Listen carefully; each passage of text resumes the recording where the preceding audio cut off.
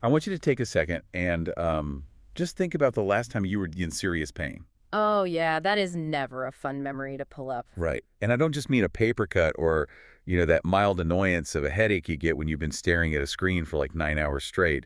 I mean the kind of pain that physically stops you in your tracks. The kind that just completely demands your attention. Exactly. The kind that sucks the air right out of your lungs. Like maybe you slammed your finger in a car door or you stepped on something really sharp in the dark.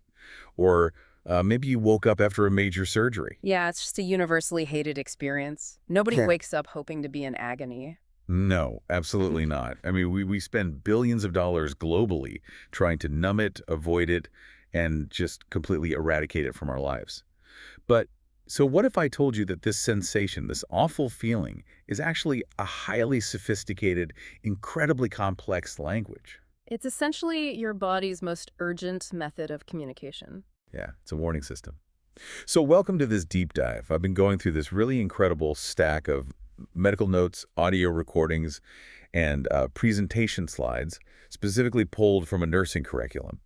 It's a NUR 112 medical course, all about how the medical field handles pain. Which is a massive topic. It's Sure. huge. Yeah. And the mission today is to unpack this invisible force. We're going to get into the literal biology of how pain is built from scratch. We'll look at the psychological and social factors that completely alter how you, specifically, feel it. Right, because it's so different for everyone. Exactly. And then we're going to explore the really intense detective work that doctors and nurses have to do to measure something they can't even see. And finally, we'll open up the massive toolkit used to treat it. From, ancient nerve tricks to the absolute heaviest chemical artillery we have. I mean, the stakes here are incredibly high. Pain is actually the #1 reason people seek medical attention in the first place. You don't usually go to the doctor because you feel great, right? There you go because something hurts. Right. Yet historically, it's been one of the most under-recognized and honestly inadequately treated problems in healthcare.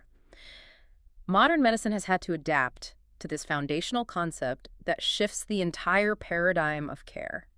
And that concept is that pain is whatever the experiencing person says it is. Whatever they say it is. Yes, it exists whenever they say it does. It's now treated as the fifth vital sign, right alongside your heart rate, respiratory rate, blood pressure, and temperature. I have to admit, when I read that clinical definition, the whole pain is whatever the person says it is thing, it felt almost counterintuitive to how we typically think about science and medicine. How so? Well, we're taught that medicine is objective, right? Like an x-ray shows a broken bone, that's an objective fact. A thermometer reads 101 degrees, and that's an objective measurement of a fever. Right, data is just right there. Exactly. But to elevate pain to a vital sign, putting it on that same pedestal when it relies entirely on the patient's subjective word, I mean, that seems like a massive leap of faith for such a data-driven field. It is a massive leap, but it's a really necessary one because of just how destructive pain can be if we ignore that subjective experience. I mean, think about the evolutionary purpose of pain. It is a protective mechanism. Like an alarm. Exactly. If you pull a muscle in your lower back, lifting something heavy, and the next day you try to pick up another heavy box, the pain flares up and stops you. It's literally your body preventing you from, say, severing a ligament or causing permanent damage. So in that acute phase, pain is actually your ally. It is. But, and this is where medical intervention becomes so critical, if pain is left unrelieved, if the body gets stuck in that alarm state, it stops being protective and it actually becomes physically and mentally destructive. Because it's essentially flooding the system with stress, right? Like constantly. Exactly. Unrelieved pain triggers the sympathetic nervous system. That's your fight or flight response. So your heart rate stays elevated, your blood pressure spikes, your body releases cortisol. Wow, so it's a full body reaction. Oh, absolutely. And over time, that constant stress state literally delays physical healing. Your immune system function drops. And psychologically, I mean, constant pain can completely derail a person's mental health. It leads to profound depression and anxiety. So doctors can't just look for a broken bone and say, well, the bone is set, you shouldn't be hurting. Right. If the patient says they are hurting, their body is experiencing that destructive stress, and it has to be managed, period. Which means we really need to understand how this alarm system actually works. To know how to stop the pain, we have to understand the architecture of it. How does the body build this sensation? Because, I mean, it doesn't just happen magically. It feels instantaneous, but it's really not. Right. The moment you stub your toe, it feels like it happens in 0 seconds. Huh. But there's actually a 4-step physiological process happening at lightning speed. Yeah, the pathophysiology of pain. So let's break down what's actually happening at the cellular level here. The first step is called transduction. This is the very initial activation of the pain receptors, which we call nociceptors, by some kind of harmful stimulus. Okay, so my toe hits the coffee table. The physical impact is the stimulus. But how does my toe actually know it's been damaged? Like, what is happening inside the skin? When you slam your toe into the table, that physical trauma literally crushes your cells. The cell membranes actually break open, and when those membranes rupture, they spill their contents out into the surrounding tissue. Ew, okay. Yeah, it's messy down there. One of the key things they release is a fatty acid called arachidonic acid. And through a series of rapid chemical reactions, that acid is converted into inflammatory chemicals, things like prostaglandins, bradykinin, and histamine. Oh, I recognize histamine from allergy meds. Exactly, it's part of the inflammatory response. So these chemicals are the body's first localized response. They flood the area, they cause swelling, and they chemically sensitize the nerve endings sitting right there in your toe. That chemical bath is what actually triggers the nociceptor to fire. Wow. Yeah, so that entire conversion of physical damage into a chemical signal, that is transduction. Okay, so the chemical signal is generated. Yeah. That brings us to step 2, which the source material calls transmission. I assume the signal has to get out of my toe and go somewhere useful. Right. The nociceptor fires an electrical impulse. That impulse travels up the peripheral nerves in your leg. You can kind of think of these as biological fiber optic cables. Oh, I like that visual. And there are actually different types of cables. You have A-delta fibers, which are myelinated. That just means they have a fatty sheath around them that makes the signal travel incredibly fast. So that's the immediate pain. Yes. Those carry the sharp, immediate ouch. You feel the exact millisecond you stub your toe. But then you also have C fibers, which are unmyelinated. They transmit signals much slower, and they're responsible for that dull, throbbing ache that sets in a few seconds later and can last for hours. Okay, that makes so much sense. That perfectly explains why you hit your toe, you get that sharp shock, and then you have like a second to brace yourself before the really deep, heavy throbbing starts. Exactly. It's literally two different wires sending signals at different speeds. So those signals are traveling at the leg, and they hit the spinal cord. They hit the dorsal horn of the spinal cord, which acts like a massive relay station. And from there, the signal is shot straight up the spinal cord, into the brainstem, and eventually into a structure deep in the brain called the thalamus. The switchboard. Right, the thalamus acts as a central switchboard, routing the signal to different parts of the brain. And that leads into step 3, which the sources call perception. This is the part that totally blows my mind. The first 2 steps, transduction and transmission, they're basically just chemicals and electricity moving along wires. But perception is where the brain takes that raw data and actually defines it as pain. This is where the subjective magic, or, well, misery, really happens. The raw electrical signal arrives at the somatosensory cortex. That's the part of your brain that holds a map of your entire body. So it knows where the signal's coming from. Exactly. It figures out, okay, the signal is coming from the left big toe, but the signal also gets routed to the limbic system, which controls your emotions. Oh, interesting. Yeah. So your brain cross-references the signal with your memories, your current emotional state, your baseline genetics, and only then does it produce the conscious sensation of pain. That is wild. The injury happened in your toe, but the pain itself is constructed entirely inside your skull. Yes. And your brain dictates how intensely it hurts based on your individual threshold and tolerance. Which are 2 different things, right? Important distinction there, yeah. Pain threshold is the lowest intensity of a stimulus that causes a subject to recognize pain. So, like, how hard do I have to poke you with a needle before you say ow? And that's pretty similar for everyone. Relatively similar across most humans, yes. But pain tolerance, however, is the maximum amount or duration of pain that an individual is willing or able to endure before they need an intervention. And tolerance varies wildly from person to person. Got it. Okay, and then finally, step 4 is modulation.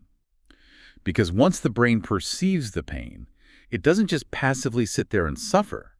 The body actively tries to change or modulate the signal. Right. The brain sends signals back down the spinal cord. These descending pathways release endogenous opioids like endorphins and enkephalins, which are basically the body's natural painkillers. Oh, like a runner's high. Exactly like that.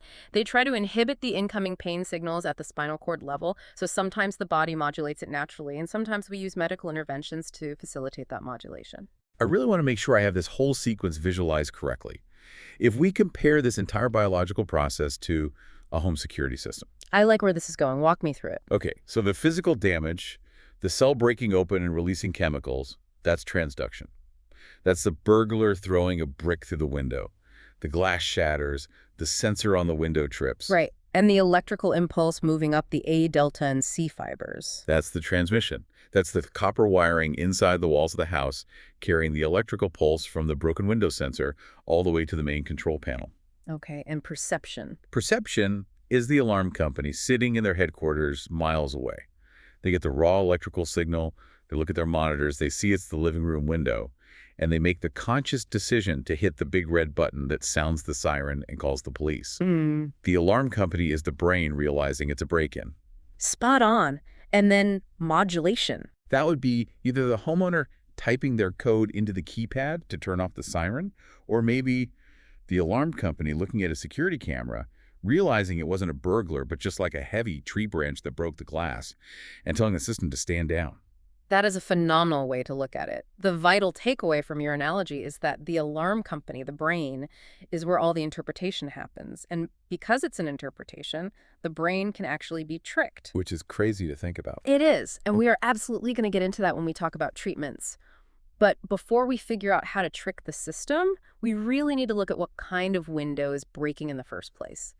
The medical sources draw a massive, bold line between two distinct causes of pain: nociceptive pain and neuropathic pain. And from what I gather, nociceptive pain is what we've just been describing, right? It's the standard cause and effect. You fall off a bike and scrape your knee, you undergo a surgery and have an incision, or you have inflammation from a torn muscle. The tissue is physically damaged, the nociceptors fire, the system is basically functioning normally. Exactly. The alarm is working exactly as designed because there is a verifiable intruder. That's nociceptive. But neuropathic pain is an entirely different beast. Neuropathic pain is essentially a severe glitch in the wiring itself. A glitch. Yeah, it is the repeated chaotic transmission of painful sensations even when there is absolutely no painful stimulus happening at the end of the nerve. So, to use our analogy again, the window is perfectly intact. Nobody threw a brick. But the wire inside the wall has a short circuit, and it just keeps telling the alarm company that there's a break-in. The siren is screaming, but nothing is actually physically damaged at the window. That's exactly it. It is a profound malfunction of the nervous system. The nerve itself is damaged or dysfunctional. The curriculum highlights sciatica as a prime example of this. Well, I've heard that can be brutal. It is. The sciatic nerve runs from your lower back all the way down your leg. If a disc in your spine bulges and pinches the top of that nerve, the nerve just starts firing randomly. You feel agonizing, shooting pain all the way down to your foot. But the foot itself is fine. Your foot is completely fine. Your leg is completely fine. The wire is just screaming because it's pinched up at the source. They also mentioned peripheral neuropathy in the notes, which we see a lot in diabetic patients. Right, where the high blood sugar actually damages the delicate nerve endings in the hands and feet over time. And this distinction isn't just academic. It dictates the entire treatment plan. A medical provider has to recognize neuropathic pain because it frequently just does not respond to standard pain medications. Not at all. Like, if you have a short circuit in the wiring, giving the patient an anti-inflammatory drug like ibuprofen isn't going to do anything. Right. There's no inflammation to fight. You have to use completely different medications to stabilize the glitching nerve. Which perfectly transitions into the next major concept they tackle: classifying the origin of the pain. The sources hammer home this idea that where you feel the pain is not necessarily where the problem actually is. The origin is a huge diagnostic puzzle. Because the body is just a web of nerves. Right. The human body is this complex, overlapping map of nerve pathways, and sometimes those pathways get crossed. But they start with the easiest one to map, which is cutaneous or superficial pain. Which is just right on the surface, skin deep. Yes, your skin is packed with highly concentrated, very specific nociceptors. So if you get a paper cut, or a nurse gives you a TB test just under the skin, it is a sharp, quick, highly localized pain. You can take your finger and point to the exact millimeter where it hurts. Your brain's map of your skin is incredibly precise. Exactly. But then you go deeper inside the body to deep somatic pain. This involves the structural components, so ligaments, tendons, blood vessels, and bones.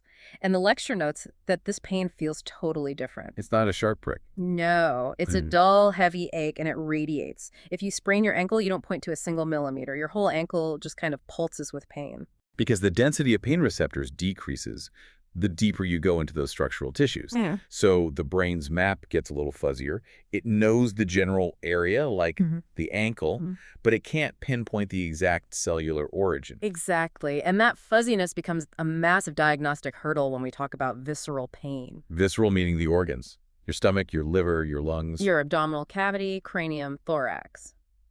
Organs possess very few direct pain receptors compared to the skin. They're mostly sensitive to stretching, distension, or a severe lack of oxygen. So visceral pain is incredibly vague. Vague, like how? Well, a patient arrives at the ER and says, "My whole stomach hurts." The source warns that this vague complaint could be anything from trapped intestinal gas, which is painful but harmless, to a ruptured appendix or a bowel obstruction, which are immediately life-threatening. Oh, wow, that's a huge difference. Yeah. And this lack of precise wiring in the organs leads to one of the most mind-bending phenomena in the human body, or radiating pain. Because the organ can't send a clear, localized signal, the brain just guesses based on where the nerves intersect. It's called the convergence projection theory. Let's look at the classic example, a heart attack.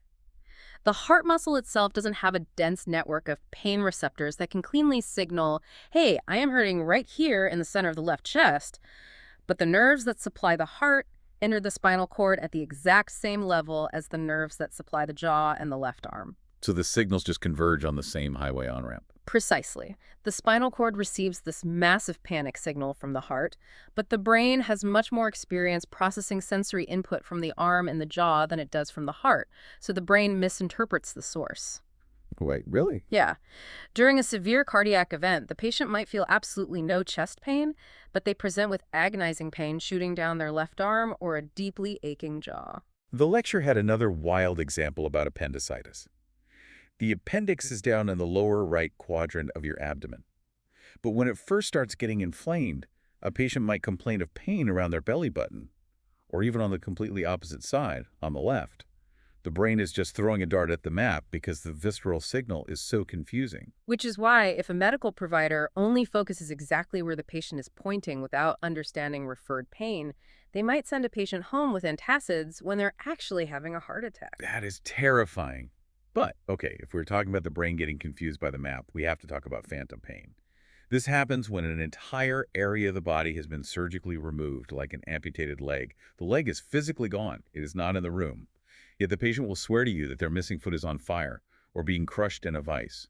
How does a foot that doesn't exist feel pain? It is the ultimate demonstration of how pain is constructed in the brain.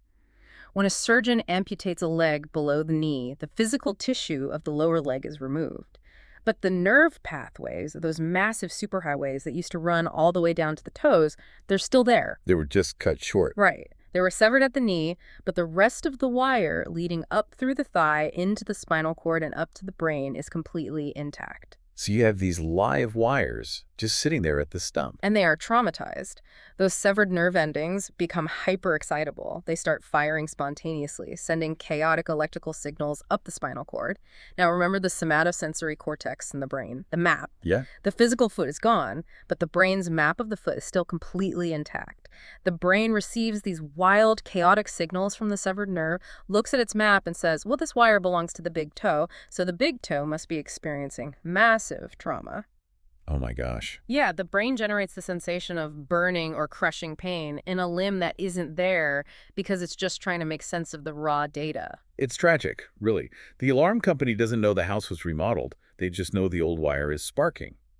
And this proves definitively that pain is a brain-based experience, which also explains the final origin category, which is psychogenic pain. Right. This is a scenario where a patient perceives very real, very severe pain, but medical teams just cannot find any identifiable physical cause. Fibromyalgia is often brought up here. It's frequently described as a diagnosis of elimination. A patient comes in with widespread, debilitating pain. The doctors run blood panels, MRIs, nerve conduction studies, autoimmune tests. They eliminate lupus, they eliminate MS, they eliminate structural damage. When every single physical test comes back completely normal, but the patient is still suffering daily, it falls into this psychogenic category. But the crucial point the nursing instructor emphasizes is that psychogenic does not mean fake. That is vital. Psychogenic pain does not mean the patient is making it up, or that it's all in their head in a dismissive way. The pain is biologically real to them. The subjective experience is agonizing. Your alarm is ringing. Yes. The central nervous system is generating a pain response. We simply lack the diagnostic technology or the scientific understanding to identify the biological mechanism triggering it. So we've classified where it comes from and why it glitches. But the last piece of the architecture is time. The duration of the pain completely changes the medical approach. Duration is everything. We start with acute pain. This is rapid onset, generally lasting less than 3 to 6 months. This is your classic nociceptive protective pain. Like touching a hot stove. Right, or having your appendix removed. It hurts acutely, your body initiates the healing cascade, the tissue repairs itself, and the pain resolves and disappears. But when it doesn't resolve, when it crosses that 3 to 6 month threshold, it becomes chronic pain. And the lecture notes that chronic pain isn't just acute pain that lasts longer. It fundamentally changes the nervous system. It causes something called central sensitization. The nervous system gets stuck in a hyperreactive state. The nerves literally become more efficient at sending pain signals, and the brain becomes more sensitive to receiving them. That's awful. And the defining feature of chronic pain is the immense collateral damage it causes. It's not just a physical sensation anymore. It impacts a person's ability to sleep, their ability to work, their relationships. It degrades their quality of life comprehensively. And at the absolute furthest, darkest end of that spectrum is intractable pain. Intractable pain is a subset of chronic pain that is profoundly resistant to all relief. It is unyielding. The medical team throws standard medications at it. They try nerve blocks, physical therapy, alternative treatments, and the pain persists at a high level. Which has to be so isolating. Incredibly challenging for the medical providers, but deeply isolating for the patient. Because the pain is invisible and unyielding, they often face skepticism from friends, family, or even other doctors who just start to doubt the severity of their suffering simply because nothing is fixing it. Which brings us to a massive pivot point in this conversation. If pain is a perception constructed in the brain, and if it can become this chronic, sensitized state, well, that means the exact same physical injury, say, two people who both suffer a spiral fracture of the femur, can feel completely different to each of them based entirely on who they are as a human being. The human element. The physiological architecture we just discussed, the cells breaking, the wires firing, that is only half the story. The other half is the complex biological and psychological machinery of the individual experiencing it. The sources detail a fascinating array of factors that drastically alter pain perception, starting with something as fundamental as age. This was really surprising to me. The nursing instructor talks about how children, specifically in that 8 to 10-year-old range, often display an incredibly high pain tolerance for certain injuries. She gives an example of kids who break their arm on the playground, and they just walk around for a week using it less. The parents assume it's a mild sprain because the kid isn't crying or complaining, but an X-ray shows a clean break. It's a well-documented clinical observation. Children's nervous systems are still developing, and their cognitive processing of consequences is different. They might not internalize the anxiety of the injury the way an adult does. Right. Conversely, the elderly population often presents with significantly lower pain tolerance. And there is a very logical physiological reason for this.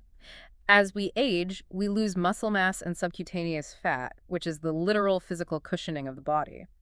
Furthermore, an elderly patient is likely already carrying what we call an allostatic load. They have a baseline of chronic ailments like osteoarthritis or neuropathy. So their baseline is already painful. Yes. So when you introduce a new acute injury, a fall or a surgery, on top of a nervous system that is already weary and heavily taxed, the compounding effect makes the perception of that new pain much more severe. It's like if you're already carrying a 50-pound backpack and someone tosses a 5-pound weight to you, it's only 5 pounds, but because you're already exhausted, it just brings you to your knees. And speaking of exhaustion, fatigue is another massive amplifier. The lecture used the example of doing heavy yard work.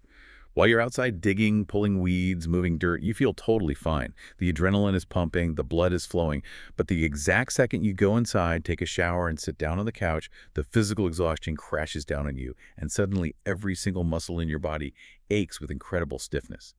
Fatigue drains the brain's ability to modulate pain.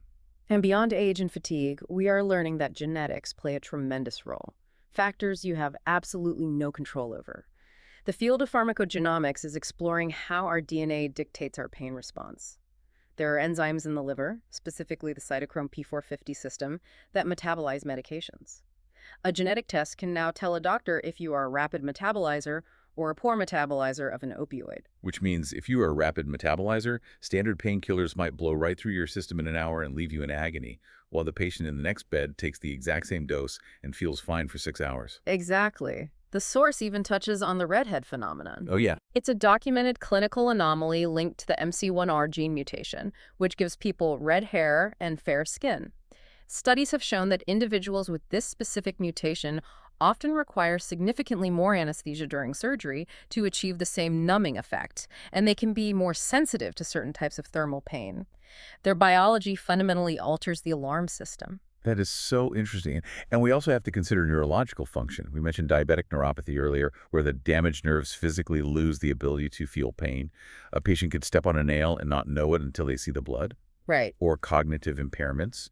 An infant or an adult who has suffered a severe stroke might be experiencing agonizing pain, but they completely lack the neurological capability or the vocabulary to communicate it. But where this human element becomes incredibly subjective and complex is in the psychological and social factors. How the mind directs its focus can literally amplify or dampen the physical sensation. Let's look at attention versus distraction. The gate control theory of pain suggests that the spinal cord has a neurological gate that can either block pain signals or let them pass to the brain. Okay. If a patient is lying in a quiet hospital bed and the nurse walks in every 10 minutes asking, "How is your leg? Does the incision hurt? Is the pain getting worse? What is the brain doing?" Well, the brain is actively focusing all of its processing power on the leg. The gate is wide open. The pain is going to feel so much worse because you are literally forcing the brain to obsess over the nociceptive signals. The brain's bandwidth is entirely consumed by the pain. This is why distraction is one of the most powerful non-pharmacological tools we have. If you can engage the brain in a complex task, like a conversation, a video game, or deep breathing, you are flooding the nervous system with competing non-painful stimuli. That sensory competition can actually close the gate at the spinal cord, leaving less room for the pain signals to reach the brain. But the dark side of that psychological focus is anxiety and fear. The fear of pain can be a self-fulfilling prophecy. Oh, absolutely. If you're terrified of needles and you are sitting in the chair waiting for a blood draw, your anxiety spikes, your body releases cortisol, your muscles tense up defensively. That tension physically aggravates the tissues. Furthermore, anxiety causes hyperalgesia. It basically turns up the volume knob on your nervous system so that when the needle finally does poke you, your brain registers it as catastrophic trauma instead of a minor pinch. And that anxiety is frequently rooted in past experiences. The nervous system actually has a memory. If a patient was hospitalized years ago and their pain was ignored, minimized, or inadequately treated, they carry that trauma. When they face a new injury, their nervous system is already on hyper alert. Their brain expects to be abandoned in agony, so it reacts defensively, amplifying the pain to demand attention. And we can't ignore the social environment either. Family dynamics play a massive role. The instructor notes that if a patient is surrounded by a family that constantly dismisses their pain, saying things like, "Oh, you're fine, walk it off," the patient might suppress their communication and just suffer in silence. Right. Conversely, if a family is constantly fear-mongering, saying, "Whatever you do, don't take the morphine they offer you, you're going to get addicted on the first day and ruin your life," that toxic environment drastically increases the patient's anxiety and negatively impacts their physical recovery. Which leads directly into the cultural and spiritual factors. A hospital is a collision of vastly different cultural expectations regarding how pain should be expressed. The curriculum provides the classic example of labor and delivery. In certain cultures, there is a deep-seated expectation that the intense pain of childbirth must be endured silently with absolute stoicism. No screaming at all. Right. A nurse might walk into the delivery room and the patient is lying perfectly still, not making a sound, showing almost no outward signs of distress. And if the nurse assumes, based on their own cultural bias, that screaming equals pain, they might think that quiet patient is totally fine. Exactly. The critical lesson for the medical provider is that stoicism does not equal comfort. Just because a patient isn't writhing or crying does not mean they aren't in immense agony. Medical professionals cannot base their pain assessment solely on their own localized cultural expectations. They have to investigate deeper. I want to push back on this psychological aspect just a little bit, because it sounds a bit like a double-edged sword.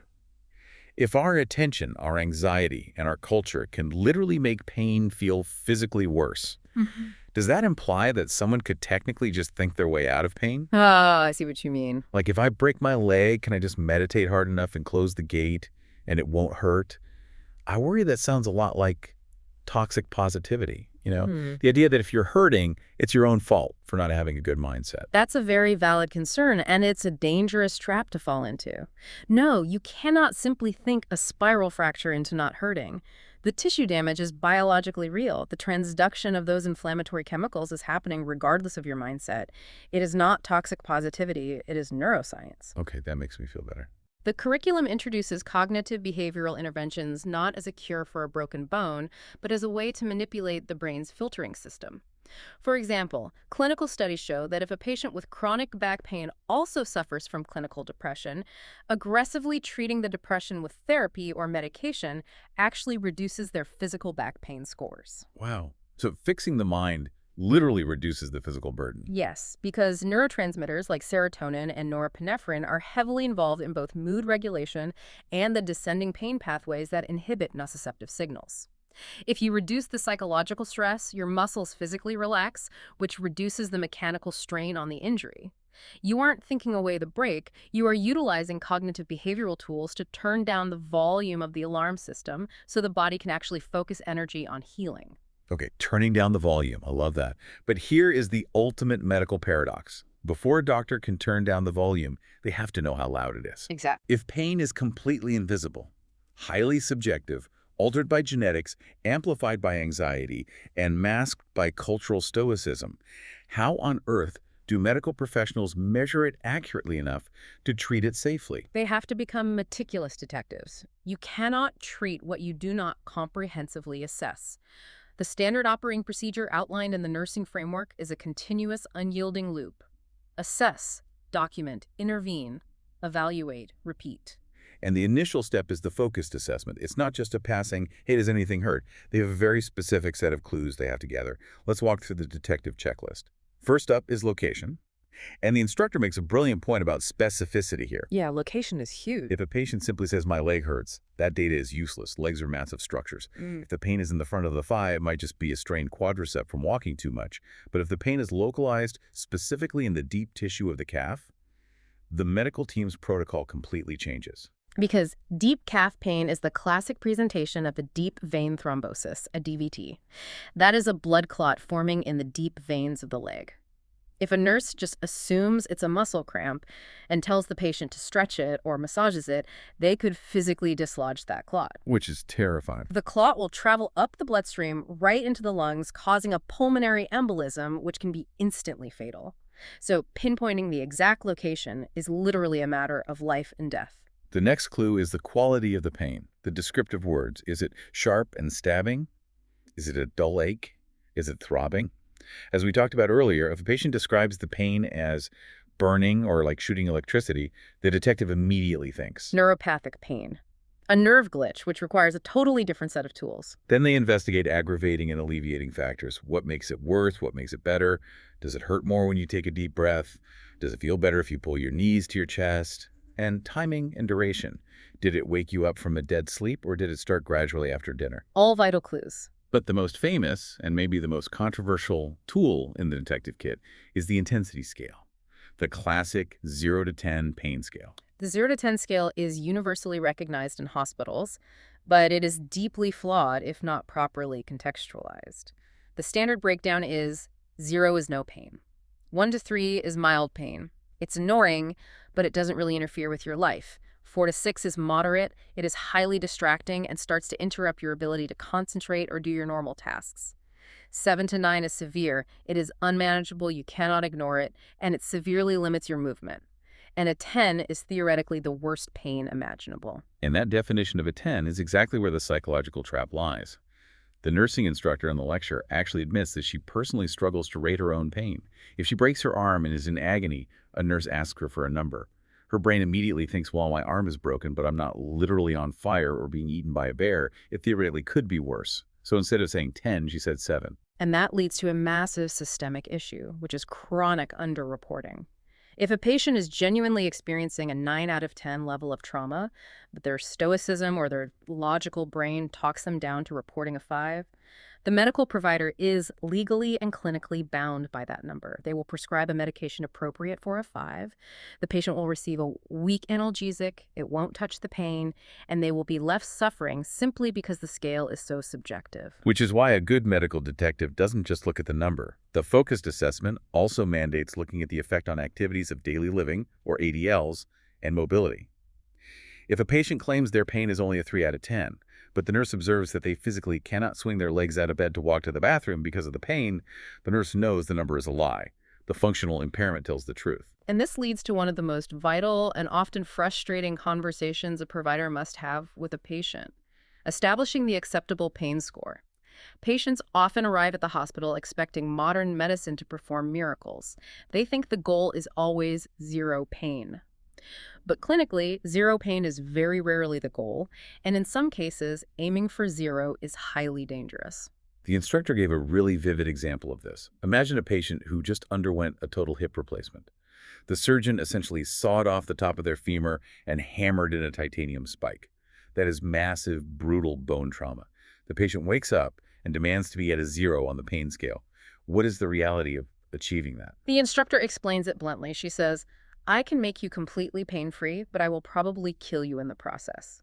To completely obliterate the pain of major orthopedic surgery, the medical team would have to administer such massive, continuous doses of central nervous system depressants, like heavy opioids, that the patient's respiratory drive would simply shut down. They would stop breathing. Oh my goodness. So the conversation shifts. It becomes a negotiation. The goal is not 0. The goal is to get your pain down to a level where you are comfortable enough to get out of bed, participate in your physical therapy, and allow your body to heal. The acceptable score might be a 3 or a 4. Managing expectations is half the battle. But how do you assess the location, quality, and acceptable score with a patient who literally cannot speak to you? The detective work gets incredibly intense when dealing with special populations. Let's look at pediatrics. Treating children requires entirely different observational skills. A self-report is always the gold standard, but a 3-year-old doesn't understand a 0 to 10 scale.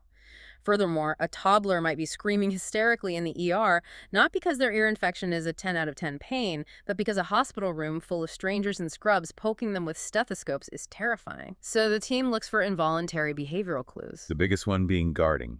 Guarding is an instinctual, protective posture. If a child has severe abdominal pain from an inflamed appendix, they won't just cry. They will physically curl into a fetal position and tense their stomach muscles to protect the area from being touched. If their arm is broken, they will hold it rigidly against their chest and physically pull away if anyone reaches for it. The medical team also heavily relies on the parents as translators. A parent knows their child's baseline better than any doctor. A mom could listen to her baby cry and say, that's not his "I'm tired" cry, and that's not his "I'm scared" cry. That is his high-pitched "I am hurting" cry. Very true. And they have tools to help the kids communicate, like the Wong-Baker Faces scale. Instead of numbers, it's a line of cartoon faces. It starts with a happy, smiling face at 0, goes to a flat face, a frowning face, and ends with a crying, grimacing face at 10. The child just points to the face that matches how they feel inside. They also use anatomical dolls, where the doctor asks, "Can you show me on the doll where your body hurts?" And we face a similar communication barrier with nonverbal adults. Consider a patient with advanced dementia, or someone who has suffered a massive stroke that destroyed their speech center, or a trauma patient heavily sedated and hooked up to a ventilator in the ICU. They are completely incapable of self-reporting. So providers use structured observational tools like the FLACC scale, which stands for face, legs, activity, cry, and consolability, or the adult nonverbal pain scale.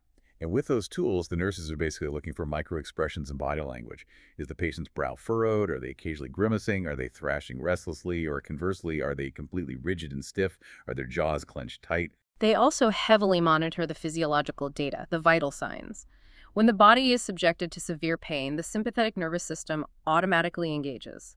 The heart rate spikes to 120 beats per minute. Breathing becomes rapid and shallow. Blood pressure shoots up. Sweating increases. These are involuntary objective signs of distress. But the nursing curriculum issues a massive critical warning regarding vital signs. Normal vital signs do not mean the patient is pain-free. Wait, really? If the heart rate goes back to normal, isn't the alarm system shutting off? No, the body is just adapting to the alarm. The sympathetic nervous system cannot sustain a massive adrenaline response forever. It would destroy the cardiovascular system. If a patient has been in severe, constant pain for 3 days, their body will eventually force the heart rate and blood pressure to normalize to conserve energy. But the nociceptive pain signals are still firing. The patient is still in agony. That is a profound point, because it completely destroys the toxic myth of toughing it out. A doctor can't look at a monitor, see a heart rate of 70, look at a patient lying quietly, and assume they are fine. Just because they aren't hyperventilating and sweating doesn't mean they aren't suffering. Exactly. Okay. The detective work is complete. The team has assessed the location, deciphered the quality, negotiated an acceptable score, and documented the baselines. Now, it is time for the final step, intervention. How do we actually stop the pain? The medical toolkit for pain management is vast, and a critical point of modern medicine is that we do not immediately default to heavy narcotics. The sources divide interventions into two broad categories, non-pharmacological and pharmacological. Let's start with Toolkit Part 1, non-pharmacological interventions. These are the physical and psychological techniques designed to hack the nervous system, disrupt the signals, or trick the brain before a single chemical is ever swallowed or injected. And many of these techniques focus on cutaneous and nerve stimulation. The most common one is the TNES unit, transcutaneous electrical nerve stimulation. These are those little sticky electrode pads you put on your skin attached to a battery pack that sends little electrical shocks into your muscles. I've always wondered how electricity is supposed to stop pain. It's a direct application of the gate control theory we discussed earlier. The nociceptive pain signals, the slow, throbbing C fibers, are trying to get through the gate in the spinal cord. A TNS unit delivers a buzzing, non-painful electrical stimulus that travels along the much faster A-beta nerve fibers. Because the A-beta signals travel faster, they reach the spinal cord first and essentially jam the gate closed. Oh, that makes sense. The brain gets flooded with the buzzing sensation, and the pain signal is physically blocked from getting through. But the instructor notes a specific technique for using it. You slowly turn the electrical current up until it actually just starts to become a tiny bit painful, and then you drop it back down one level. That provides maximum stimulation to deeply relax the underlying spastic muscles without causing new trauma. Then you have manual techniques like acupressure and massage. We all do this instinctively. If you stub your toe, your immediate reaction is to grab it and rub it. If you've been stressed at a desk all day, you reach back and knead the muscles at the base of your neck. Massage increases local blood flow, which helps flush out the inflammatory chemicals like prostaglandins and lactic acid that are bathing the nociceptors. It physically clears the chemical trigger. And if deep pressure isn't enough, medicine utilizes needles. Acupuncture is rooted in traditional Chinese medicine, using tiny needles to target specific energy pathways. But modern Western medicine often utilizes a variation called dry needling to target myofascial trigger points. The nursing instructor shared a wild personal anecdote about dry needling. She suffers from TMJ, which is severe chronic jaw pain caused by unconsciously clenching her jaw muscles constantly. She goes in for a treatment, and the practitioner finds the exact trigger point, inserts a needle deep into the muscle right behind her jaw, and attaches an electrical stimulator to the needle. That sounds intense. She says she about came off the table and screamed, but that intense, localized shock forced the chronically cramped muscle to exhaust itself and finally release, providing immense temporary relief. Though the textbook is quick to point out that because dry needling breaks the skin barrier, a nurse must always ensure formal, signed consent is obtained due to the risk of infection.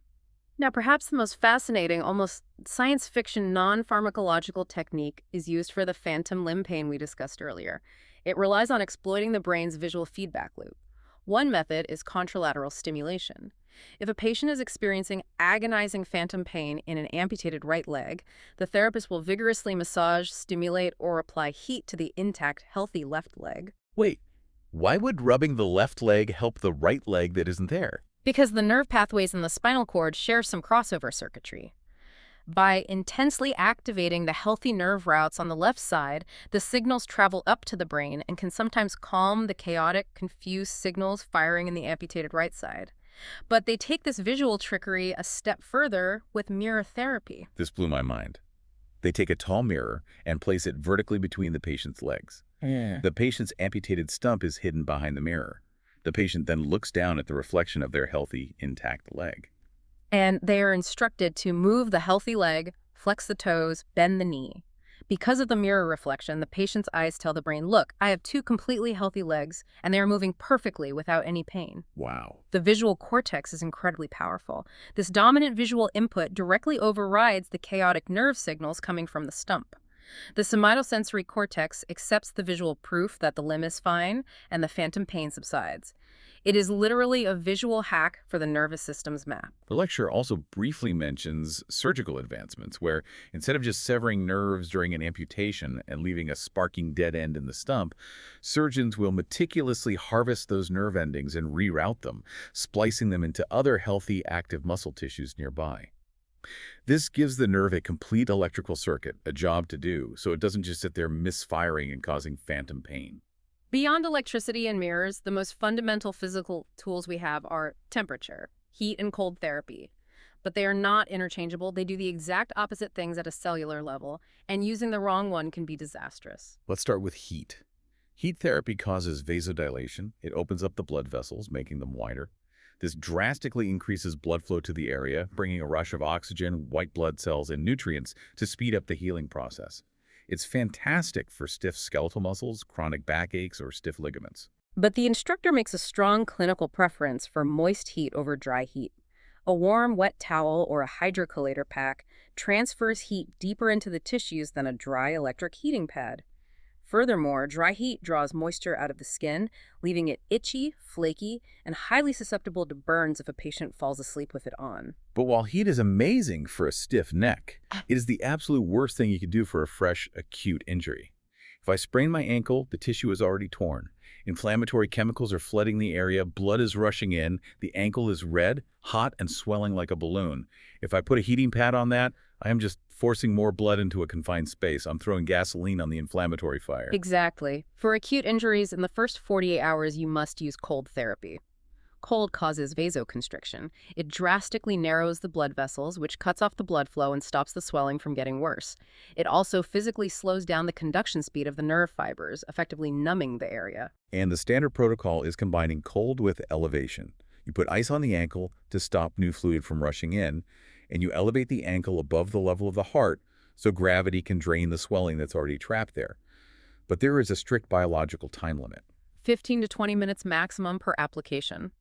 If you leave an ice pack on for an hour, the severe vasoconstriction starves the tissue of oxygen for too long, and you can cause permanent ischemic tissue damage or literal frostbite. And this requires a massive safety check from the nurse. The #1 rule for both heat and cold therapy: never, ever apply it to a patient with impaired sensation.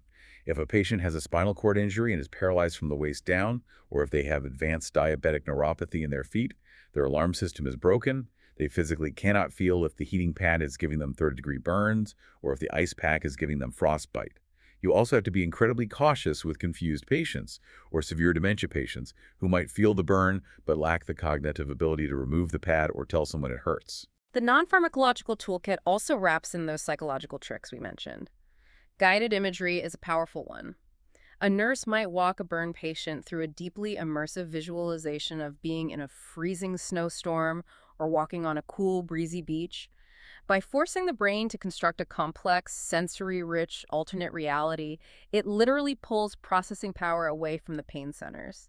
For infants undergoing minor but painful procedures like a circumcision or a laser treatment for a tongue tie, hospitals use oral sucrose. It's essentially medical-grade sugar water on a pacifier. Yes. The intense sweetness triggers a massive release of endogenous opioids and dopamine in the infant's brain, which naturally soothes them and distracts from the brief procedural pain. And lastly, the simplest physical intervention is immobilization. If a bone is broken, every tiny movement grinds the jagged edges together, causing massive nociceptor transduction. You put the arm in a rigid cast or a splint so it physically cannot move, eliminating the mechanical trigger of the pain. But inevitably, mind tricks, ice packs, and sugar water reach their limits. When the trauma is severe or the pain is chronic and unyielding, we must introduce chemistry. This brings us to Toolkit Part 2, Pharmacological Measures. And it is incredibly important for listeners to understand that not all pain pills do the same thing. They attack the pain architecture at completely different biological levels. Let's open the chemical arsenal, starting with the baseline. Non-opioid analgesics. The absolute workhorses of this category are NSAIDs, non-steroidal anti-inflammatory drugs. This is your over-the-counter ibuprofen, Motrin, Aleve, aspirin, and a very heavy-duty prescription drug called Toradol. Let's dive into how these actually work, because NSAIDs are as fascinating. They're triple-threat medications. They're analgesic, meaning they relieve the sensation of pain. They're antipyretic, meaning they travel to the hypothalamus in the brain and lower fevers. But their defining superpower is the third trait. They actively decrease inflammation at the site of the injury. The mechanism of action is crucial here. Remember transduction. The cell breaks open and releases arachidonic acid, which gets converted into inflammatory prostaglandins. Well, that conversion requires specific enzymes, primarily COX-1 and COX-2. NSAIDs physically block those COX enzymes. They stop the factory from producing the inflammatory chemicals. By shutting down the prostaglandin production, they literally extinguish the inflammatory fire at the cellular level. That sounds perfect. But there's a massive biological catch. Those COX enzymes don't just cause inflammation, they also have vital protective jobs in the body. Precisely. COX-1 specifically produces prostaglandins that maintain the thick mucus lining of the stomach, protecting it from your own highly acidic digestive juices. It also helps regulate blood flow to your kidneys. When you take an NSAID like ibuprofen, it doesn't just block the bad inflammation in your sprained ankle, it ruthlessly blocks the protective prostaglandins everywhere. Which means your stomach lining thins out. The lecture highlights this danger explicitly. Emergency rooms constantly see patients who had a nagging backache, so they popped 6 or 8 Advil a day for a few weeks. The NSAID stripped away their stomach lining, the stomach acid ate through the tissue, and they end up in the ER vomiting bright red blood from a massive drug-induced gastric ulcer. And the kidneys take a massive hit too. The reduction in blood flow can cause acute renal failure. This is why the prescription NSAID, Toradol, which is phenomenally effective for severe acute pain, often used right after surgery, is heavily restricted. A doctor will typically only prescribe a maximum of 5 days worth of Toradol. If you take it longer than that, the risk of destroying your kidneys or bleeding out internally is simply too great. Okay, so that's the NSAID family. Then we have the other famous non-opioid, which sits in a category all by itself, acetaminophen, universally known as Tylenol. Now, Tylenol is an analgesic to stop pain and an antipyretic to stop fever, but it is not an anti-inflammatory. If you have a swollen, inflamed ankle, Tylenol will stop your brain from feeling the pain, but it will do absolutely zero to reduce the actual swelling. Because acetaminophen works primarily in the central nervous system, the brain and spinal cord, rather than out in the peripheral tissues where the injury is. And while NSAIDs attack the stomach and the kidneys, acetaminophen targets the liver. It is metabolized entirely by the liver, and during that breakdown process, it creates a highly toxic byproduct called NAPQI. Normally, your liver produces an antioxidant called glutathione that instantly neutralizes the toxic NAPQI. But if you take too much Tylenol, you deplete your liver's glutathione reserves. The toxic NAPQI builds up rapidly and starts killing liver cells. This leads to the most important public service announcement of this deep dive. The absolute maximum safe adult dose for acetaminophen is 4,000 milligrams in a 24-hour period. And while 4,000 sounds like a huge number, it is terrifyingly easy to hit. Let's do the math on how quickly an accidental overdose happens. An extra-strength Tylenol pill is 500 milligrams. If you take 2 pills, that is 1,000 milligrams. You hit your absolute liver-destroying maximum with just 4 doses in a day. Think about the last time you had a bad flu. You wake up with a fever and body aches, so you take a dose of Dayquil. What many people don't realize is that Dayquil, NyQuil, Theraflu, Alka-Seltzer Plus, almost every single over-the-counter multi-symptom cold medication is packed with a heavy dose of hidden acetaminophen to fight the fever. Furthermore, many prescription painkillers are actually combination drugs. Norco and Vicodin are a mix of hydrocodone and acetaminophen. Percocet is oxycodone mixed with acetaminophen. So imagine a patient who is recovering from dental surgery. They take the prescribed Norco for the jaw pain, then they catch a cold, so they drink some Theraflu. Later, they get a tension headache, so they pop 2 extra-strength Tylenols. They aren't trying to abuse drugs, they're just treating 3 different symptoms with 3 different bottles. But because they didn't read the fine print, they have unwittingly consumed 6,000 milligrams of acetaminophen, and they send themselves into acute, irreversible liver failure. Fortunately, unlike many other drug toxicities, there is a direct, specific antidote for a Tylenol overdose. It's a medication called acetylcysteine. If administered quickly in the ER, it replenishes the liver's glutathione and neutralizes the toxin. but the margin of error is incredibly thin, and the danger of accidental toxicity is profound. It really makes you look at your medicine cabinet differently. But moving past the over-the-counter stuff, the lecture introduces a fascinating category of pharmacological tools called adjuvant analgesics. The expert in the sources calls these the secret weapons of modern pain management. Adjuvants are a triumph of clinical observation. These are medications that were originally researched, designed, and FDA approved to treat entirely different medical conditions. They are not classified as painkillers. But over years of use, doctors discover that they possess secondary properties that profoundly enhance pain relief, especially for the tricky neuropathic pain we discussed earlier. The heavyweight champion of this category is gabapentin. If you open a pharmacology textbook, gabapentin is listed as an anticonvulsant. It was engineered to stop the electrical storms in the brain that cause epileptic seizures. But today, it is arguably the #1 prescribed medication for nerve pain, sciatica, and diabetic neuropathy. The neuroscience behind it is brilliant. Neuropathic pain is caused by nerves rapidly misfiring. Gabapentin works by binding to specific voltage-gated calcium channels on the nerve cells. By blocking calcium from entering the cell, it physically prevents the nerve from releasing the excitatory neurotransmitters that cause the pain signal. It literally calms the electrical storm in the peripheral nerves. Another major adjuvant group is antidepressants, specifically SNRIs like Cymbalta. They were made to treat clinical depression by keeping more serotonin and norepinephrine in the brain to boost mood. But as we discussed with cognitive behavioral therapy, those exact same neurotransmitters are the chemical messengers the brain uses to send the inhibit pain signals down the spinal cord. By boosting those chemicals, the antidepressant physically strengthens the body's natural pain-blocking pathways. Muscle relaxers are also powerful adjuvants.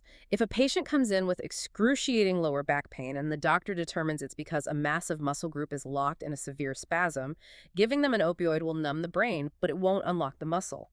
A muscle relaxer attacks the root mechanical cause, solving the pain at its source. Corticosteroids are adjuvants. A doctor can inject a powerful steroid directly into an arthritic knee joint to drastically suppress the localized immune response and cut the inflammation. And we utilize topical anesthetics like Voltaren gel or lidocaine patches to deliver numbing agents straight through the skin directly over the painful area without flooding the entire bloodstream. So if we go back to our earlier analogies, if the NSAIDs are like the firefighters showing up with hoses to put out the actual inflammatory fire, the adjuvants are like the IT guys showing up in a van to reprogram the glitchy alarm system so it stops ringing for no reason. That is a perfect synthesis. And from a medical strategy standpoint, combining these methods using an NSAI to fight the fire, a 10-ANS unit to distract the gate, and an adjuvant like gabapentin to stabilize the wire allows providers to attack severe pain from multiple physiological angles. This multimodal approach is critical because it aims to provide maximum relief without having to rely solely on the final, most dangerous category in the entire pharmacological toolkit. Right. Section 6 of the curriculum. The heavy hitters. When the ice packs don't work, when the Tylenol maxes out and the IT guys can't fix the glitch, when the pain is severe, acute, crushing trauma, medicine brings out the heavy artillery, opioid analgesics. But this step up in power comes with profound, life-threatening risks that demand absolute precision from the medical team. Opioids operate on an entirely different level than anything else we've discussed. They do not fight inflammation. They do not fix a broken bone. They do not calm a spastic muscle.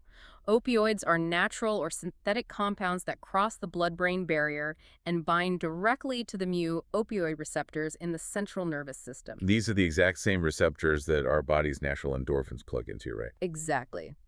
But pharmaceutical opioids plug in with massive, overwhelming force. By saturating those receptors, they completely block the transmission of pain signals in the spinal cord, and they alter the brain's perception of the signals that do get through. They don't fix the damaged toe, they just chemically turn off the brain's ability to care that the toe is crushed. And there is a wide ladder of potency here. The medical sources list them from weakest to strongest. On the lower end, you have drugs like codeine or tramadol. Moving up the ladder from moderate to severe pain, you encounter hydrocodone, morphine, and oxycodone. And sitting at the absolute top of the chart, the most potent opioid routinely used in medicine, fentanyl. The nursing instructor makes a very pointed, necessary clarification regarding fentanyl.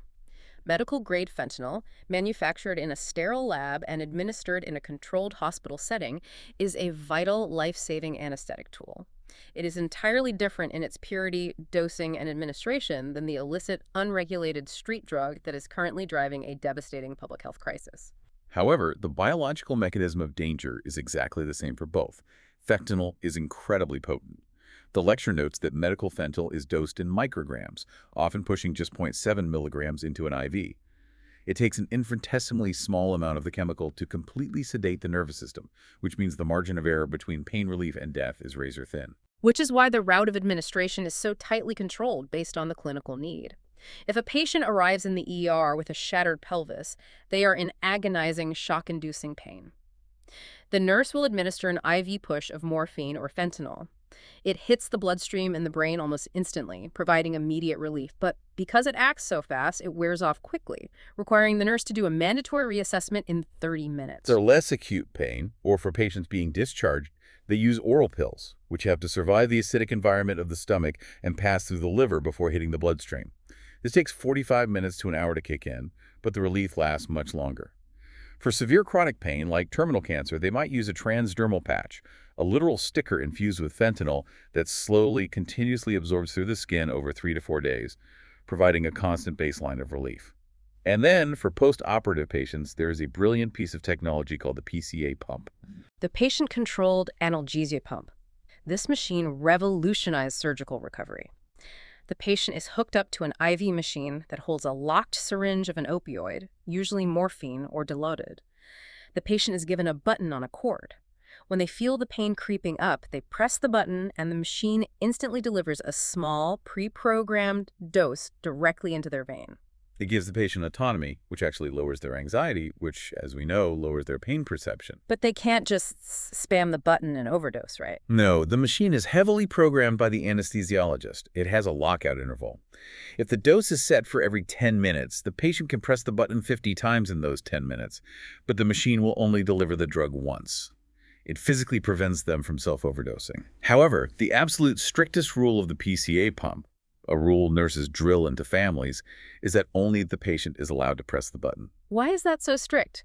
If my wife just had surgery and she finally falls asleep and I see her grimace, wouldn't I want to push the button for her so she doesn't wake up in pain? That scenario is exactly what causes accidental hospital overdoses. The PCA relies on a built-in biological safety mechanism.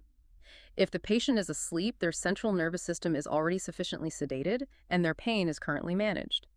If a well-meaning family member pushes the button while the patient is sleeping, they are delivering a potent central nervous system depressant to an already depressed brain.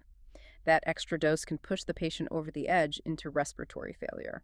We really need to detail the side effects of opioids because they are profound. Even when used perfectly, they wreak havoc on the body's baseline functions. The standard side effects include drowsiness and severe nausea, but one of the most miserable is profound constipation. The gastrointestinal tract is lined with opioid receptors. When you take an opioid, it doesn't just slow down your brain, it literally paralyzes the motility of your intestines. Nurses often say the hand that writes the opioid prescription must also write the laxative prescription. They can also cause urinary retention, where the sphincter muscles lock up and the patient simply cannot empty their bladder, sometimes requiring a catheter. But the most dangerous side effect, the specific mechanism that makes an opioid overdose fatal, is respiratory depression. How does that actually happen in the brain? Opioids sedate the brainstem, which is the primitive part of your brain that subconsciously monitors carbon dioxide levels and tells your lungs to breathe. If the opioid dose is too high, it suppresses that respiratory drive completely. The brain simply forgets to tell the diaphragm to contract. The patient breathes slower and shallower, carbon dioxide builds up in the blood, and eventually breathing stops entirely. And the instructor notes that the very young and the very old are at the absolute highest risk for this. An elderly patient given just 2 milligrams of IV morphine might require emergency intervention because their aged respiratory system couldn't handle the chemical sedation. Which is why every single medical professional, and increasingly every civilian, needs to know about the reversal agent, naloxone, universally known as Narcan. Narcan is incredible. It is a competitive antagonist. If a patient stops breathing from an opioid overdose, you spray Narcan into their nose or inject it into their muscle. The Narcan molecules rush into the brain, physically rip the opioids off the mu receptors, and take their place. But Narcan doesn't cause sedation.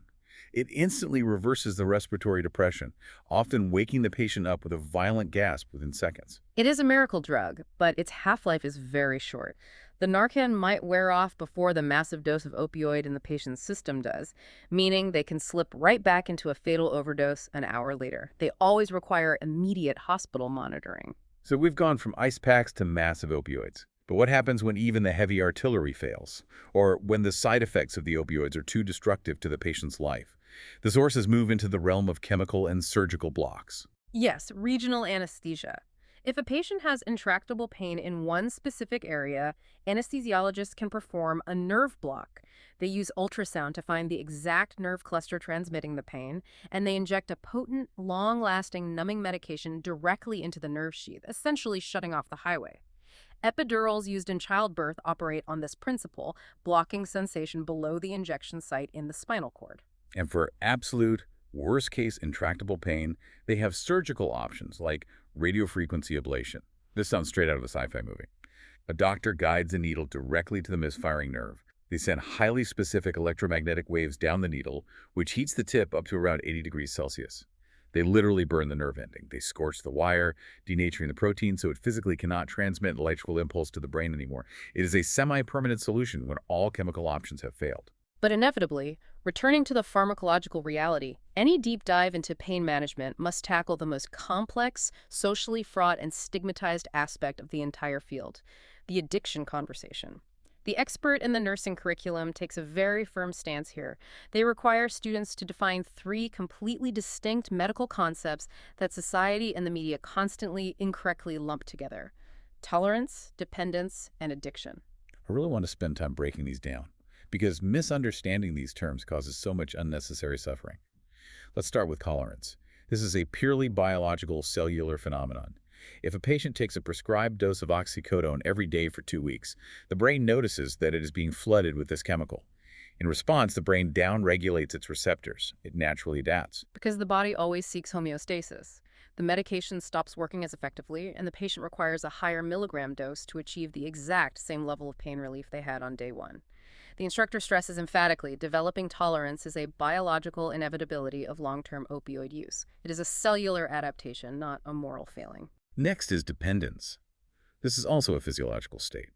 If a patient's brain has adapted to the constant presence of an opioid, it changes its baseline chemistry to function normally with the drug. If that medication is abruptly removed, the brain is thrown into chemical chaos, resulting in severe physical withdrawal symptoms: sweating, tremors, vomiting, agonizing muscle cramps. The prime example given is a trauma patient in the ICU. Imagine a patient who is in a horrific car crash and has been heavily sedated on a continuous fentanyl drip for 3 weeks to keep them alive and comfortable on a breathing machine. When they are finally healed enough to wake up, the medical team cannot just turn the IV drip off. The patient's body is profoundly physically dependent on the fentanyl. If they turn it off, the patient will experience violent physical withdrawal. They must be carefully, slowly tapered off the drug over days. But, and this is the critical distinction, that ICU patient is not an addict. Right, because true addiction is a psychological disease. It is an entirely different neurological beast. Addiction is defined by compulsive self-destructive behavior to obtain and use the drug despite overwhelming negative consequences. Addiction hijacks the brain's dopamine reward pathways. An addicted patient isn't just taking the pill to stop physical nociceptive pain, they are chasing a psychological state, an emotional numbness, or euphoria. It involves doctor shopping, secrecy, stealing, neglecting life responsibilities, and losing interest in normal human activities. And the instructor highlights a statistical reality that challenges almost all public perception. True, psychological addiction occurs in less than 1% of patients who are being properly clinically treated for acute medical pain in a controlled environment without a prior history of substance abuse. The tragedy of society misunderstanding these definitions is twofold, and it ruins lives on both ends of the spectrum. On one hand, you have patients who are utterly terrified of the stigma. The lecture mentions patients who undergo major abdominal surgery, wake up in agony, and refuse to take a single prescribed Norco pill because they genuinely believe taking it for 2 days will instantly wire their brain into a hopeless addict. Their lack of physiological education leads them to endure unnecessary destructive agony that delays their healing. Furthermore, you have elderly patients with severe chronic pain whose suffering is ignored or undertreated because doctors are overly fearful of prescribing and being scrutinized. And on the other end of the tragedy, for the patients who are struggling with real psychological addiction, they are heavily stigmatized and often treated terribly within the healthcare system. The instructor passionately reminds the nursing students that many severe addictions start completely innocently.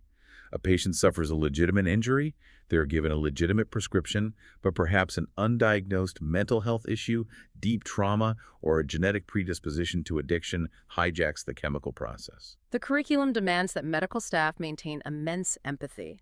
When an addicted patient comes into the hospital, they are often judged, labeled as drug seekers, and dismissed. The medical professional must remember that they are treating a human being suffering from an incredibly complex, intertwined psychological and physiological disease, and they deserve the same standard of care and compassion as the patient with the broken leg. It requires an incredible amount of nuance, empathy, and scientific literacy. So to summarize this massive journey we've been on, we've looked at how a physical injury, the broken window of a crushed cell, translates into a chemical signal. We've traced how that electrical impulse travels up the spinal cord, how it gets interpreted and sometimes completely fabricated by our deeply biased, highly subjective brains. We've seen how our age, our genetic coding, our anxiety levels, and our cultural backgrounds can literally turn the volume dial up or down on that alarm. And we've explored the massive, varied arsenal we have to fight it. From electrical gates and mirror illusions to burning nerves, the precise math of liver toxicity, and the heavy, risky machinery of opioids. It is a multifaceted, ever-evolving medical discipline, and it is so critical to the modern healthcare system that, as the instructor notes at the very end of the curriculum, pain management actually dictates hospital funding. The HCAHPS patient satisfaction surveys, which are federal surveys that dictate how much money Medicare reimburses a hospital, specifically ask patients, did you feel like your pain was adequately managed? The subjective emotional experience of the patient literally impacts the financial survival of the medical institution. The fifth vital sign runs the hospital. Which leaves us with a really fascinating thought to ponder as we wrap up this deep dive. If pain is inherently subjective, if the feeling of agony happens entirely within the wetware of the brain, and if it is so deeply influenced by our psychology and what we are paying attention to, what happens in the near future as virtual reality and artificial intelligence become deeply integrated into medicine? We are already seeing the beginnings of this with programs like Snow World, a VR game specifically designed for severe burn victims during painful wound dressing changes. Exactly. Could the future of pain management involve fewer pills, or maybe no pills at all, but rather digitally hacking our perception? Could a patient undergoing surgery put on a hyper-advanced neural headset that perfectly immerses their brain in a different reality, utilizing AI-driven cognitive behavioral coding to completely consume the brain's bandwidth and simply turn off the alarm system entirely? It is a profound, incredibly exciting question. If the brain has the power to build the terrible illusion of pain, perhaps human technology can build an illusion powerful enough to dismantle it. Thank you for joining us on this deep dive. As you go about your week, listen to your body's warning signs. But remember, when the alarm starts ringing between distraction, stress management, and understanding how your own nervous system works, you might have more control over the volume dial than you think.